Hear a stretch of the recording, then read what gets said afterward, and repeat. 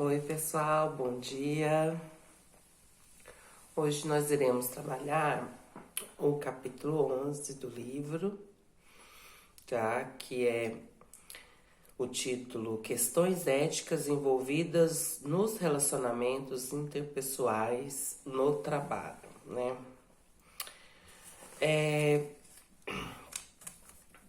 Nós vamos iniciar, esse capítulo vai falar sobre, né, a comunicação, a importância da comunicação dentro do ambiente laboral, né?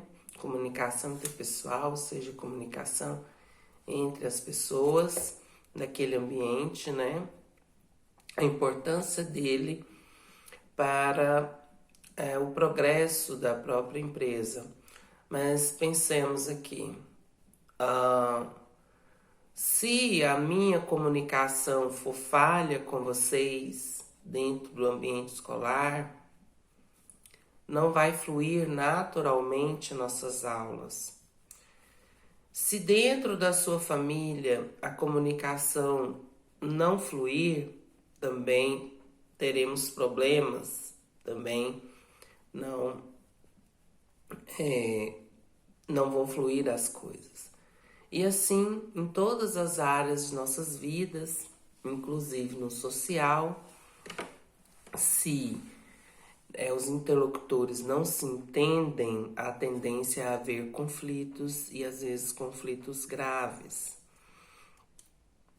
Levando para questões macro, né, nós podemos observar a discordância na comunicação entre os poderes, né, que a gente vê. Levando para a política de novo. Mas isso norteia todos os aspectos de nossas vidas, né? Então, lá no texto, bem no início, vai dizer sobre a comunicação e as ações dentro do ambiente de trabalho, essa comunicação, porque a comunicação também pode não ser só verbal, né? Ação, movimento também é uma forma de comunicação. Então, é preciso nós observarmos que, fazendo uma ligação entre todos os outros capítulos que nós já estudamos, a importância de nós termos uma comunicação mais padronizada dentro de certos valores, né? Ou seja, sendo limitada dentro de certos valores, como, por exemplo, respeito.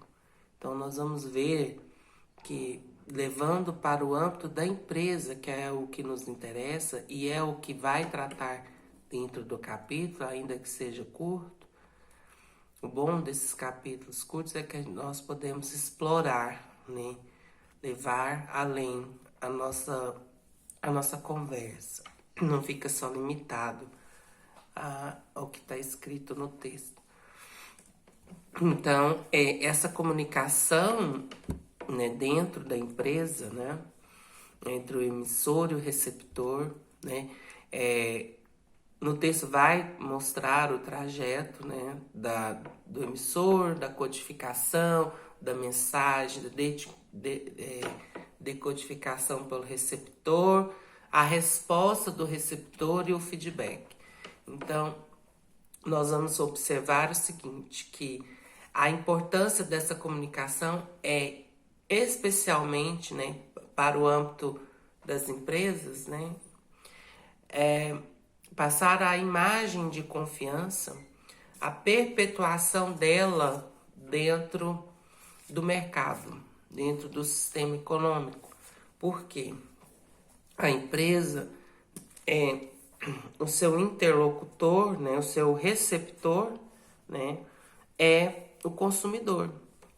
Então, se não há uma boa comunicação, se não há clareza entre o emissor ou os seus prepostos, que no caso nós somos, eu como professor do ITEGO, você na empresa que você trabalha, você tem que trabalhar dentro de um determinado limite ético, né?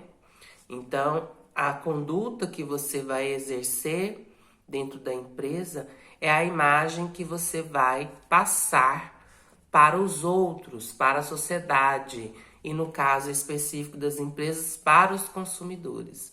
Então, a partir desse comportamento ético, a partir desse comportamento dessa conduta ética que eu digo na comunicação com o consumidor, né, com quem eu estou me interagindo, é da onde vai surgir a confiança, né? Vai despertar a confiança e assim ajudará a empresa a permanecer no mercado de trabalho, né? Assim como ocorre, ah, no, levando para um sentido macro, né? Aquela pessoa que age, aquele político ou aquele servidor público que age dentro da ética, mas vamos levar mais para a política, né? Porque o servidor público tem estabilidade. Mas eu falo, não que o político não seja servidor público, não vamos entrar nesse contexto que vai virar, vamos desviar o assunto. Então, o político, quando ele cumpre com aquelas mensagens que ele passou na campanha, né, com aquelas promessas de campanha, ou seja, ele está agindo conforme a sua ética e conforme o que foi proposto, né, para os eleitores. Então, a tendência dele, caso ele tenta reeleição, né, é ser reeleito e ter uma maior aprovação, porque a comunicação foi clara e condizente com os atos que ele praticou, certo? E isso acontece também da mesma forma dentro da empresa, dentro da família, né?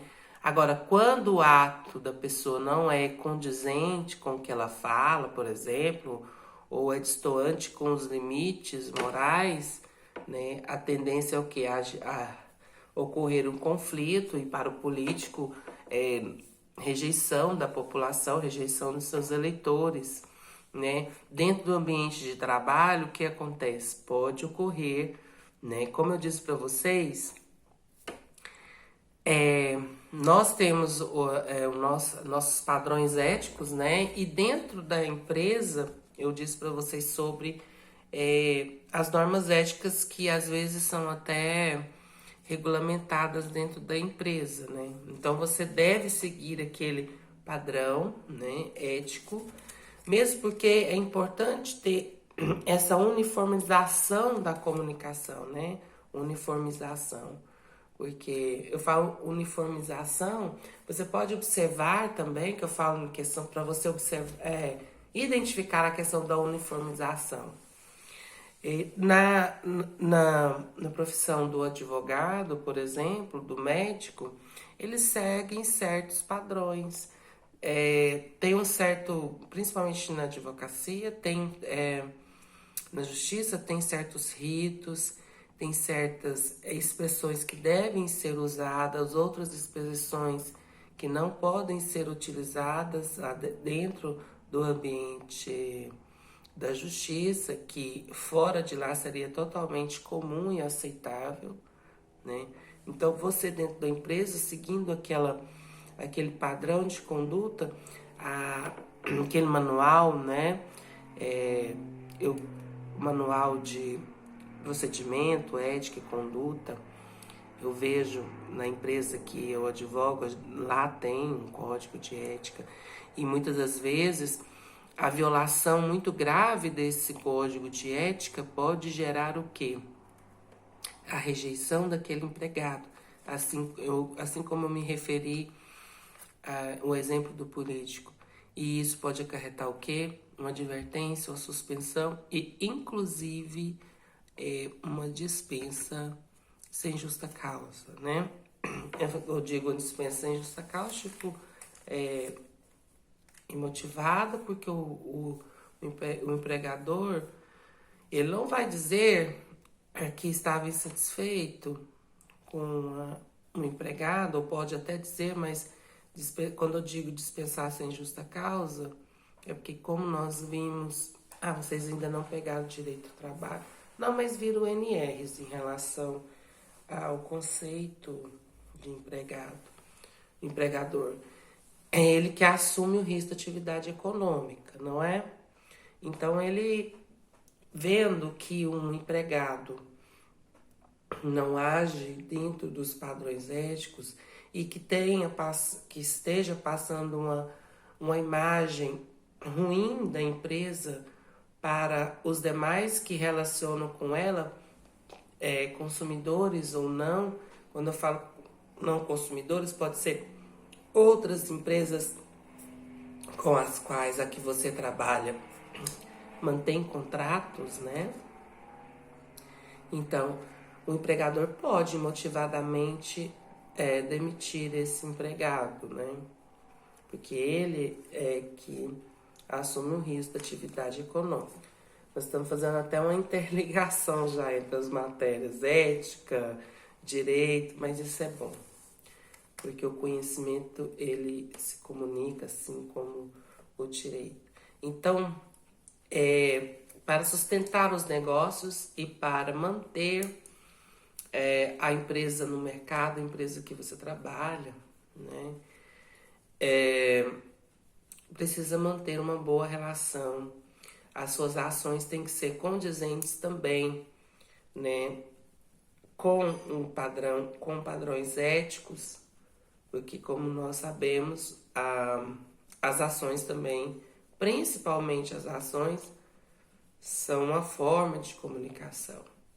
Como é triste ver pessoas, nós costumamos dizer que são pessoas o quê, gente? Hipócritas, né? Hipócritas. Por que hipócritas? Pessoas que falam certas coisas, né, dentro do padrão ético e agem da forma contrária, né? Totalmente contrária. E ainda defendem, né? Insistem em defender que agem da forma correta, quando todos estão vendo que não agem da forma correta. Então, eu até costumo dizer, gente, por exemplo, às vezes eu tenho uma língua muito afiada, você fica maldizendo as pessoas ou maldizendo quem te faz mal.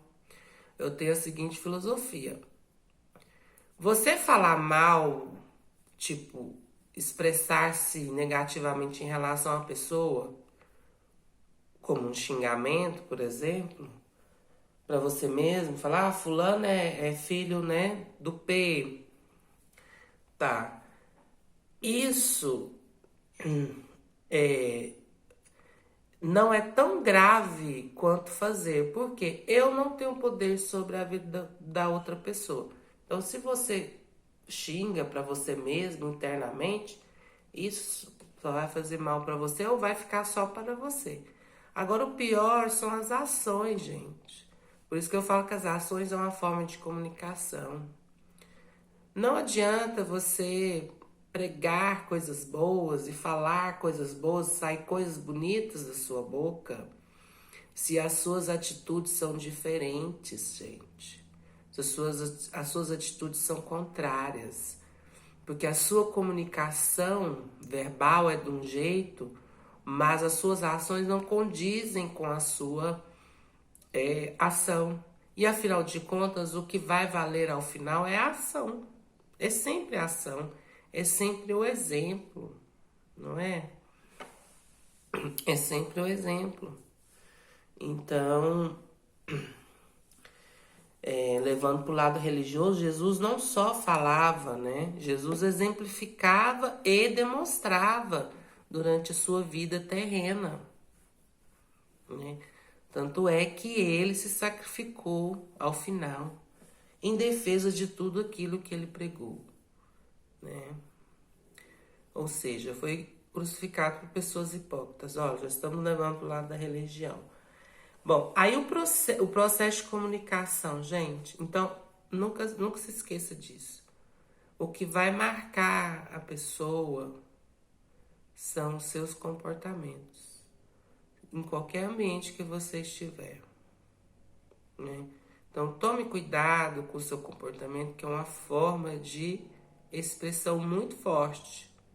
Que Às vezes também a gente fala e a pessoa entra aqui e sai de lá, mas o que você faz para aquela pessoa, né, ou dentro do ambiente de trabalho, para o que você faz para os seus colegas dentro do ambiente de trabalho, o seu exemplo é que vai marcar, é o que pode até inibir a continuidade da relação de emprego ou transformar um ambiente em um ambiente insalubre, ou seja, não harmonioso para o convívio, né? Ou seja, afetando a produtividade e passando uma imagem ruim da empresa. Lá no texto, né, nós vamos falar sobre o processo de. Lá fala do processo de comunicação. Então, basicamente, emissor, mensagem, receptor. Veja que no texto vai enfatizar sobre os ruídos na comunicação. Então, o que seria os ruídos? Lá no texto, né? Basicamente, nós podemos resumir o ruído como algo que interfere na comunicação, que torna a comunicação não clara. Pode ser uso de gíria, pode ser uma outra língua, né? O idioma, cultura, palavras mal utilizadas, né?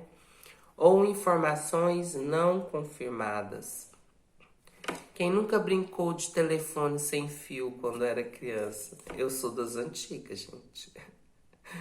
Quem nunca brincou, depois pergunta com a pessoa mais velha que vai te falar. Se bem que esse povinho aqui dessa sala não é novinho assim não, tá? Brincaram sim de telefone sem fio. E era muito divertido, né? Um contava de um lado, ia passando e ao final sempre saía uma palavra, uma frase totalmente distorcida da onde que saiu. Perdão, gente. Então, observe que nós podemos entender no telefone sem fio, né? Com o exemplo do telefone sem fio, que os ruídos são esses percalços no caminho que não deixam a comunicação clara e faz com que o receptor, no caso o consumidor ou até mesmo o seu colega de trabalho, não entenda perfeitamente o que você disse ou entenda de uma forma contrária, o que pode prejudicar o andamento saudável, a harmonia dentro do trabalho e muitas das vezes vocês que serão, agora levando para o lado nosso, serão técnicos de segurança do trabalho, muitas vezes pode acarretar até um acidente de trabalho. Então isso é muito grave, né? Então vocês que irão ministrar cursos também, vão dar palestras sobre NRs no futuro, vocês vão observar que essa comunicação deve ser muito clara. Não pode haver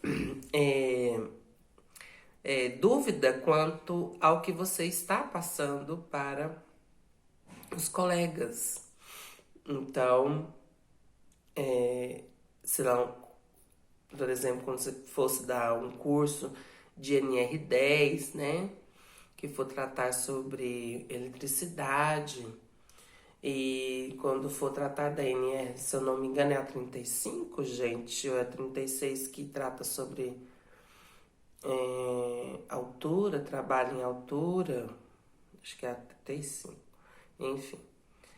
É preciso passar uma mensagem bem clara, né? E por isso que há um curso que enfatiza, a gente demonstra como exemplos, né? Mostram os exemplos. Nessa turma eu acho que chegamos a fazer apresentação de alguns grupos que passaram inclusive vídeos, né? Isso é muito importante. Porque, eu acho esse capítulo interessante para vocês, porque justamente em questão desses ruídos que não podem haver na comunicação de vocês, que vão fornecer e fiscalizar e orientar sobre o uso de equipamentos de proteção individual e equipamentos de proteção coletiva, além de você ter que agir de uma forma ética, a sua conduta tem que ser pautada na ética, a sua comunicação deve ser clara, principalmente você, que será o técnico de segurança do trabalho, né? Então, você vai ter que ser uma pessoa paciente e também às vezes enérgica, e você vai ter que agir dentro desses limites saudáveis, né? Vamos dizer assim, saudáveis dentro da empresa, no local que você estiver trabalhando.